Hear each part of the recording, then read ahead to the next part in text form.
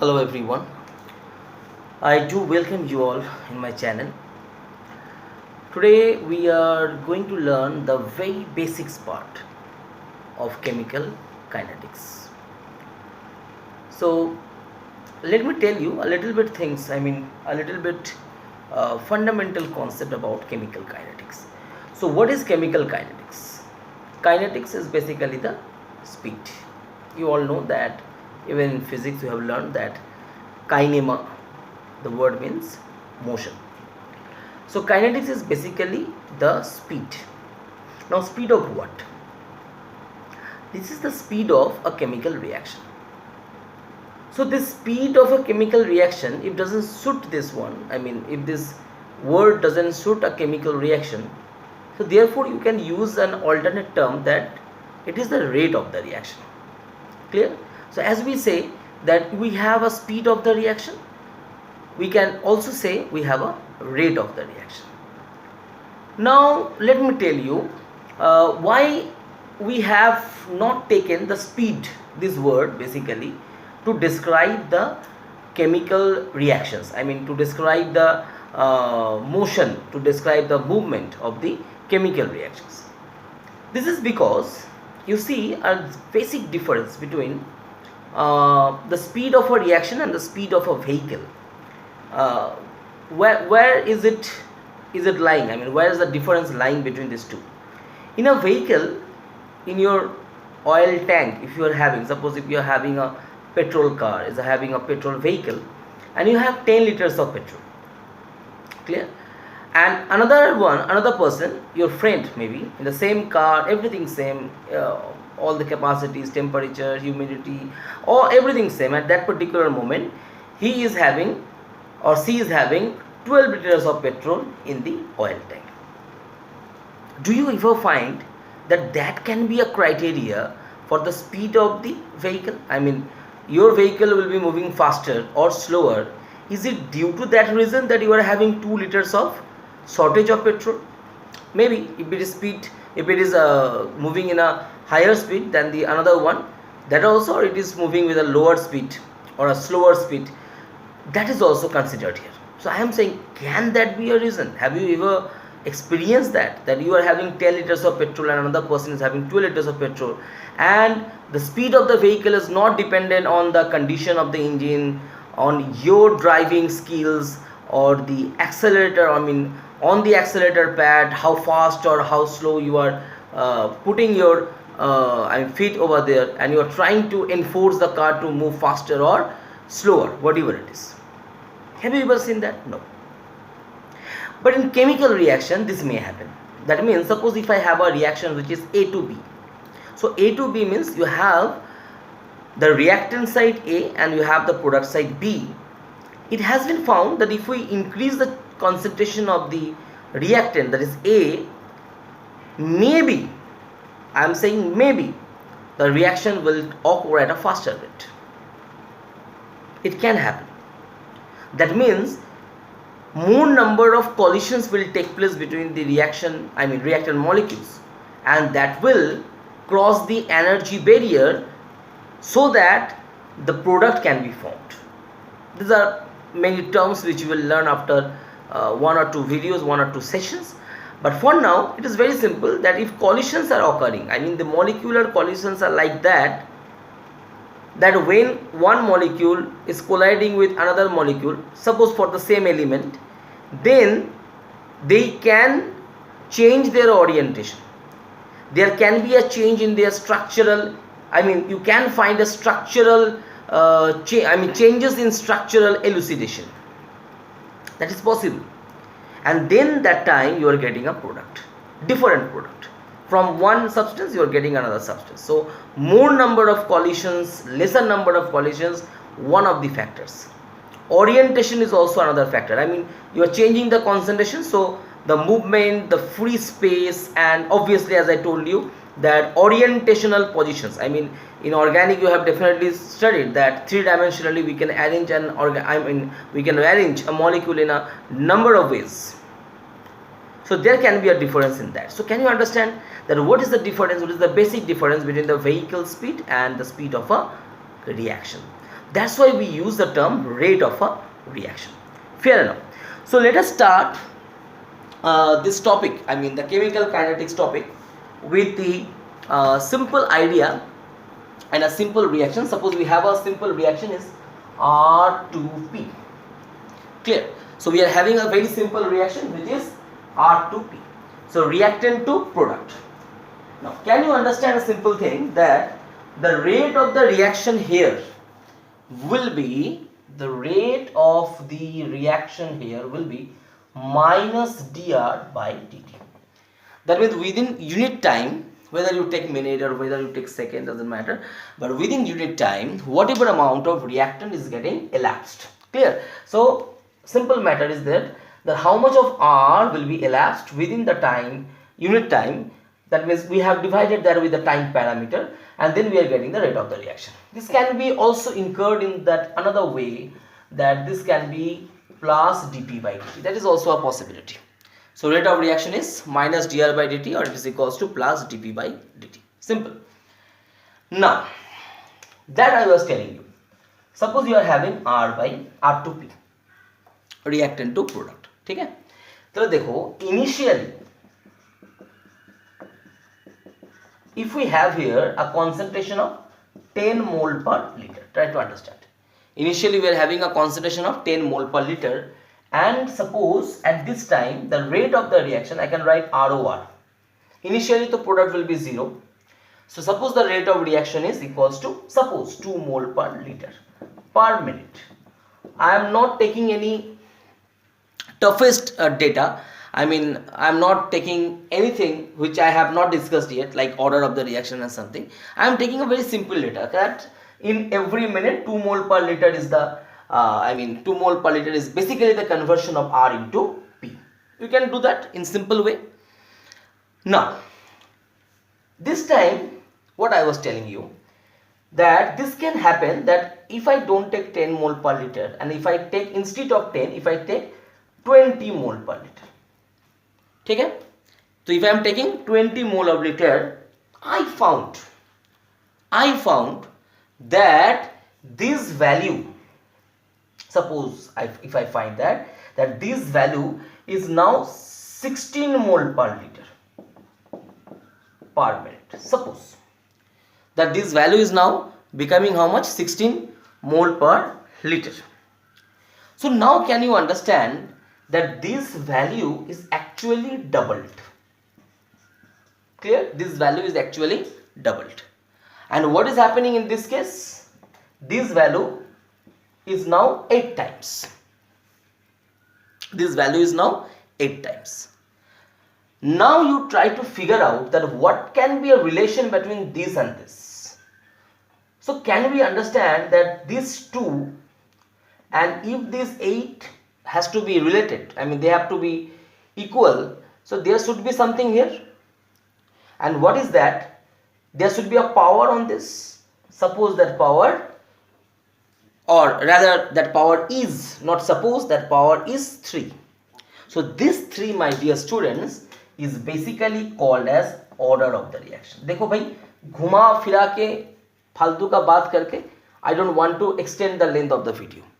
Simple direct point पे देख लो, that this 2 and this 8. तो मैंने ये क्या हुआ? 2 गुना. सिंपल हिंदी में समझाएं तो ये हुआ 2 गुना, तो ये हुआ 8 गुना, है नहीं?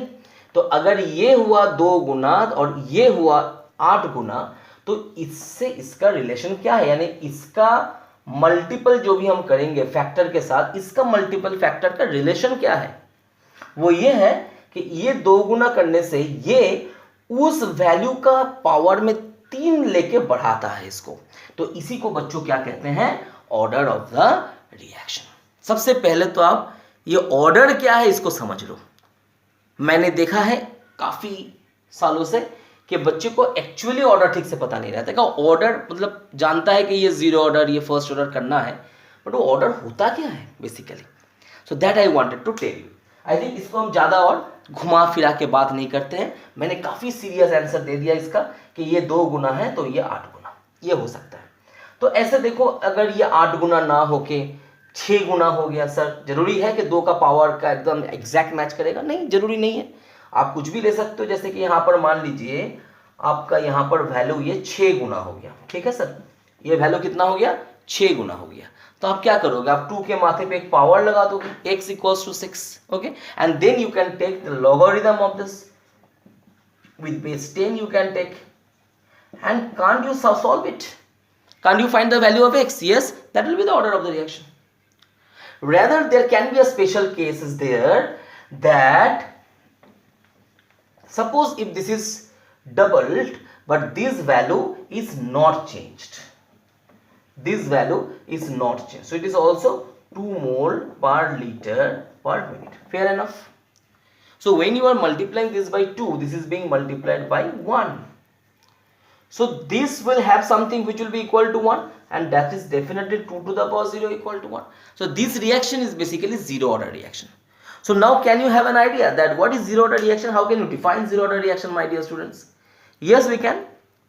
And we can say that a zero order reaction will be that reaction which is actually independent of the change of the concentration of the particular reactant or reactants. Generally what happens if we have more than one reactant, I think this part is clear to all of you, I can rub it, इसको मिटा देते हैं and then थोड़ा सा इसको और समझते हैं हम लोग कि suppose you have A plus B giving you a product, A plus B is giving you a product, ठीक है। तो देखो बच्चों, इसका अगर हम रेट पकड़ लेते हैं कि भाई रेट के साथ क्या A का रिलेशन है, तो मान लो ये A to the power x हो गया, ठीक है। जब a to the power x हो गया तब लेकिन b को हम लोग फिक्स रखेंगे, यानी कांस्टेंट रखेंगे, क्योंकि b भी चेंज हुआ, a भी चेंज हुआ, तो मुझे पता कैसे चलेगा, how would I understand that exactly who has made an impression in the change of the rate of the reaction. I do have to fix the another one so that I can see the impact of the change of this concentration on the rate of the reaction. Similarly, this is also proportional to b to the power y, and obviously आप लोग समझ सकते हो this time पे तो हमको a को constant रखना ही पड़ेगा, ठीक है। तो अगर हम दोनों को वेरिएशन का लॉ आपको पता ही है, तो ये दोनों को हम क्लबिंग कर देते हैं. So when these guys are clubbed together, so definitely this time the order of the reaction will be all total x plus y. This is very simple. इसके ऊपर x का डिपेंडेंसी है, इसके ऊपर y का डिपेंडेंसी है, तो overall dependency कितना x प्लस वाई, तो ये ओवरऑल ऑर्डर हो गया. समझ लो आप लोग, ये क्या हो गया बेटा, ये ओवरऑल ऑर्डर हो गया. तो यहाँ एक कांस्टेंट लगा सकते हो, ठीक है. मैं लाइन को इंक्रीज नहीं कर रहा हूँ, उसमें आप चेक कर लेना. तो रेट को इसको बना सकते हैं हम लोग यहाँ पर. तो ये जो k है बेटा, ये इसको हम लोग बोल सकते हैं rate constant. What I can say is that it is the rate constant. I am talking very basics. We are not into the tough level of chemical kinetics, right? Neither I am discussing the parallel reaction or composite reaction, nothing. I am only talking about the simple basics of chemical kinetics so that the basic learners can learn from here. ठीक है. अभी आते हैं हम लोग main जगह पे, ठीक है. तो ये आपका आइडिया भी क्लियर हो गया. तो हम लोग कैसे एक्सपेरिमेंट करते हैं, इस तरीके से करते हैं. इसमें बहुत सारा नाम भी है, जैसे कि ऑसवर्ल्ड्स आइसोलेशन मेथड. तो किसी को आइसोलेट कर लो और फिर उसके हिसाब से प्रोसेस को देखो. तो वो हम लोग कभी आगे डिस्कस कर सकते हैं. आप लोग एक नॉर्मल कोई भी बुक फॉलो कर सकते हो. Different ways of measuring chemical kinetics और I mean the order of the reaction, इसका भी एक अच्छा से आप लोग जायजा ले सकते हो, ठीक है. तो चलो अब हम लोग एक चीज स्टार्ट करते हैं. जैसे कि हम लोग लेते हैं जीरो ऑर्डर रिएक्टर, ताकि आपको बेसिक कैलकुलेशन थोड़ा पता चल जाए, ठीक है. तो जीरो ऑर्डर रिएक्शन लेते हैं. तो जीरो ऑर्डर रिएक्शन तो हमने अभी थोड़ा देर पहले ही आपको बताया. क्या बताया कि R से P है, there is R to P. So what will be the rate of the reaction? It will be minus dr by dt, and that will be proportional to R to the power 0. Minus dr by dt will be proportional to क्या, R to the power 0. So implies that minus dr by dt is equals to k into R to the power 0. That is equals to k. R to the power 0 equals to 1, I guess. So therefore अब बताओ zero क्यों हुआ यार माथे पे. ये तो इतना देर से मैं वही समझा रहा था कि जीरो ऑर्डर है तो जीरो होगा, जितना डिपेंडेंसी रहेगा उसका उसी के ऊपर ना होगा. तो देयरफॉर देखो minus dr by dt equals to क्या आ गया बताओ, k आ गया, ठीक है. तो चलो अब ये रिएक्शन तो क्या होता है, स्टेप बाय स्टेप हो रहा है, मतलब कंटिन्यू चल रहा है. थोड़ा थोड़ा इंटरवल में होता है. थोड़ा थोड़ा इंटरवल में जब भी कोई चीज होता है और देन हम उसका एकदम एग्रीगेशन करना चाहते हैं, तो उसको हम लोग क्या बोलते हैं, एक और सिनोनिम यूज कर लो एग्रीगेशन का, इंटीग्रेशन। तो यहां पर हम लोग क्या करेंगे, integration dr is equals to minus k d t. Time का लिमिट क्या दे सकते हैं, जीरो। टाइम का जीरो मतलब क्या होता है बाबा, इनिशियल स्टेज होता है। इट डजंट मीन कि टाइम जीरो हो गया, कि ब्रह्मांड पूरा खत्म हो गया, जीरो हो गया टाइम, ऐसा नहीं है। टी इक्वल टू जीरो, इसका मतलब होता है you are at the initial stage, so you are going from t to the t equal to zero to t. T is any time, 2 minute भी हो सकता है, 3 भी हो सकता है। जब ये जीरो था तो कंसंट्रेशन आर का कितना होगा बताओ, कंसंट्रेशन आर का होगा जो इनिशियल वैल्यू होगा। इनिशियल वैल्यू कितना होगा, आर जीरो हो सकता है। इनिशियल वैल्यू कितना होगा, आर जीरो हो सकता है। से कहां तक जाएगा, आर तक जाएगा। आर क्या है, टी टाइम में जो कॉन्सेंट्रेशन है, टी टाइम में जो है, बार बार याद रखो, टी टाइम में जो है अभी, ठीक है। तो लॉ एक्चुअली उसी के ऊपर डिपेंड कर रहा है कि जो है उसके ऊपर डिपेंड करता है रेट ऑफ द रिएक्शन, ठीक है। यानी जैसे मैंने बोला था आपको स्टार्टिंग में कि आपके गाड़ी में कितना पेट्रोल है, अगर एकदम लिमिट कुछ नहीं है उसका अलग बात है, लेकिन अगर एक मिनिमम लिमिट है कि आपके पास भी 10 लीटर है, उसके पास भी 12 लीटर है, तो वो पेट्रोल कितना है उसके ऊपर the vehicle speed will not actually practically be dependent, isn't it. So देखो यहां से क्या हुआ, ये हो गया आपका आर, ये हो गया आपका आर जीरो, ये हो गया आपका आर, सो ये हो गया आपका माइनस के टी, ये हो गया आपका जीरो से लेकर टी तक। बेसिक इंटीग्रेशन है एकदम, सब लोग कर सकते हो। तो यहां से टाइम वेस्ट ना करके r minus r zero is equal to minus k t. तो यहां पर के टी इक्वल टू क्या हो गया, r zero minus r, so therefore t equal to हो गया r zero minus r by k. ये हो गया आपका जीरो ऑर्डर रिएक्शन का बेसिक फॉर्मूला, फंडामेंटल फॉर्मूला इसका, ठीक है। T equal to r zero minus r by k. अगर हम चाहे तो यहां से हम लोग एक ग्राफ बना सकते हैं। सोचो ध्यान से, ये ग्राफ कैसा बन सकता है, अगर इस इक्वेशन को हम लोग थोड़ा सा रीराइट कर लें तो इस basically r equals to minus k t plus r zero, है ना। तो ये y equal to minus m x plus c जैसे मैच करेगा, तो ये तरीके का कर्व होगा। t कहाँ है, t है यहाँ पर, r कहाँ है, r है यहाँ पर। इंटरसेप्ट कितना है, इंटरसेप्ट है यहाँ से लेके r जीरो तक। समझ में आ रहा है, एकदम बोर्ड लेवल का क्वेश्चन है, कोई जेई का बात कर ही नहीं रहे हम यहाँ पर। I am not talking about the JEE at all, ठीक है। अब देखो यहाँ पर एक कॉन्सेप्ट आता है, अगर ये आपका हो गया तो हम मिटा देते हैं आप लोग, ठीक है। बार बार रिवाइंड करके चेक कर लेना थोड़ा सा बच्चों। अभी देखो, अगर हमको यहाँ पर एक चीज कोई पूछे, ये बहुत ही फेमस वर्ड है रेडियो एक्टिविटी के लिए, इसको हम लोग एक्चुअली कहते हैं हाफ लाइफ। हाफ लाइफ क्या है, हाफ लाइफ वो टाइम है जिस टाइम पे कोई भी कंसंट्रेशन वो एक्चुअली इनिशियल का आधा हो जाता है। यानी आपने 10 ग्राम लेके कोई काम चालू किया था, है ना, और वो 10 ग्राम अभी किस में आके गया है, 5 ग्राम में। 10 ग्राम था, 5 ग्राम में आ गया।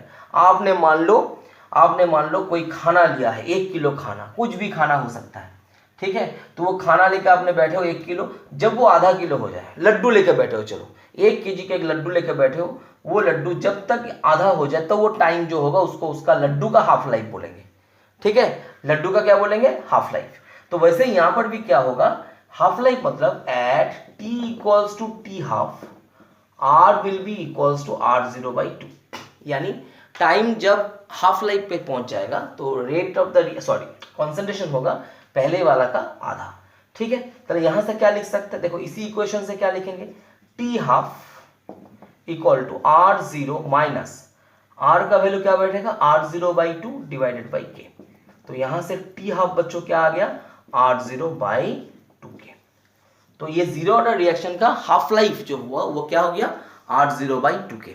एक बोर्ड लेवल का क्वेश्चन हो सकता है कि prove that the half life for a zero order reaction is dependent on the initial concentration of the reactant. समझ में आ रहा है, यानी ये टी हाफ देखो बच्चों, ये आपका आर जीरो के ऊपर क्या कर रहा है, ये डिपेंड कर रहा है बेसिकली, है ना। So t half is a function of r zero, t half is a function of r zero. के तो है ही, बट आर जीरो का मैं बात करूं तो ये पूछ सकता है कि prove that half life of a first half life of a zero order reaction is directly proportional, और ये भी पूछ सकता है कि इज डिपेंडेंट। केवल इतना बोल के पूछ के वो लोग छोड़ सकता है कि डिपेंडेंट ऑन आर जीरो, ठीक है। समझ में आया आप लोगों को। तो ये होता है बेसिक फंडा of zero order reaction. Zero order reaction में अगर आपको के का यूनिट भी पता करना है तो के का यूनिट कैसे पता कर सकते हो बच्चों, ये फॉर्मूला से आप कर सकते हो। तो के इक्वल टू क्या हो गया, r zero minus r divided by t, R0 माइनस आर बाई टी। अब आर क्या है, कॉन्सेंट्रेशन है, तो ये बेटा किस में होगा, मोल पर लीटर में। टाइम टी है तो ये किस में होगा, मिनट में। तो आंसर फाइनली क्या आ जाएगा, मोल पर लीटर पर मिनट। तो जीरो ऑर्डर रिएक्शन का यूनिट किस में आ जाएगा, के का, वो होगा मोल पर लीटर पर मिनट में। ये यूनिट से भी हम लोग समझ सकते हैं कि जो रिएक्शन है वो कौन से ऑर्डर पे जा रहा है या कौन से ऑर्डर पे काम करता है। ठीक है बच्चों, तो आज पहले इस वीडियो में इतना ही रहेगा। यहाँ पर आप लोग थोड़ा सा बेसिक आइडिया क्लियर कर लो, और मैं आप लोगों को एक होमवर्क देता हूँ, वो है कि first order reaction that is there, उसका भी सेम प्रूफ करना। चलो प्रूफ कैसे करोगे, minus d r by d t proportional to r to the power 1 हो जाएगा। यहाँ पर क्या हुआ था, आर टू द पावर 0 करो। नेक्स्ट वीडियो में we will come back and I will teach you the first order, basics of first order, examples of different types of first order reaction, and if permits then in the next video we will talk about the most important thing, and that is different types of reactions in chemistry. I mean in chemistry, in the sense in organic chemistry also, in some other branches of the chemistry also. Like for an example, we will learn parallel reaction. So what is parallel reaction? Suppose आपके पास C2H5OH है, ठीक है, C2H5Br है, मान लो bromoethane है आपके पास, और इसको आपने एक्वस KOH दिया है। तो एक्वस KOH देने से क्या पता चलता है, या चलो अल्कोहलिक KOH दिया है आपने, ठीक है, तो अल्कोहलिक KOH देने से हम लोगों को क्या पता है कि उसमें वो इथिन बनेगा, एलिमिनेशन होगा, E2 एलिमिनेशन होगा। लेकिन कभी भी ये मत समझना कि वही एकलौता प्रोडक्ट होगा, वहां पर 1% जरूर क्या किसका आएगा, उसमें 1% सब्स्टिट्यूशन न्यूक्लियोफिलिक का भी आएगा, और वहां पर C2H5OH भी बनेगा। जनरली हम लोग C2H5OH कैसे बनाते हैं, एक्वस KOH देखें, लेकिन वहां पर वो भी बनेगा, यानी दोनों प्रोडक्ट बनेगा। समझ में आया बात। और जब दूसरा वाला भी करेंगे, एक्वस KOH जो देखो भी करेंगे, उसमें भी याद रखना दोनों प्रोडक्ट ही होगा। ये हम लोग जानते हैं बेसिकली, जो हम लोग को चाहिए बेसिकली मेजर प्रोडक्ट, हम लोग उसके ऊपर ध्यान देते हैं। तो यानी कि C2H5Br के पास अगर दोनों तरफ से रिएक्शन हो तो दोनों प्रोडक्ट आएगा। यानी C2H5OH, अगर हम C2H5OH को यहां पकड़े, अगर हम लोग C2H5OH को यहां पकड़े, तो यहां पर अगर हमने उसको, सॉरी C2H5 बार बार हम OH बोल देते हैं, Br दे दे, और इसमें अगर हम खाली KOH लिख देते हैं, ठीक है, तो इसका दो भाग हो सकता है। एक होगा C2H5OH हो सकता है, जिसको सब्स्टिट्यूशन बोलेंगे न्यूक्लियोफिलिक, और एक ये बोल सकता है, ये क्या हो जाएगा, एलिमिनेशन। तो दोनों हो सकता है बच्चों, इसी को रिएक्शन को हम लोग बोलते हैं पैरेलल रिएक्शन। तो ये हम लोग डिस्कस करेंगे। So thank you very much. आशा करते हैं वीडियो अच्छा लगा होगा। अच्छा लगे तो लाइक जरूर करना, शेयर करना, सब्सक्राइब कर सकते हो, और कुछ अपने फ्रेंड्स को भी शेयर कर सकते हो। और अगर अच्छा लगे तो और थोड़ा मैसेज शेयर करना, ताकि कुछ बच्चे के पास ये पहुँचे जो लोगों को इसका ज़रूरत है, who can't do hard core coaching over there. Okay, thank you very much. Stay well, stay safe.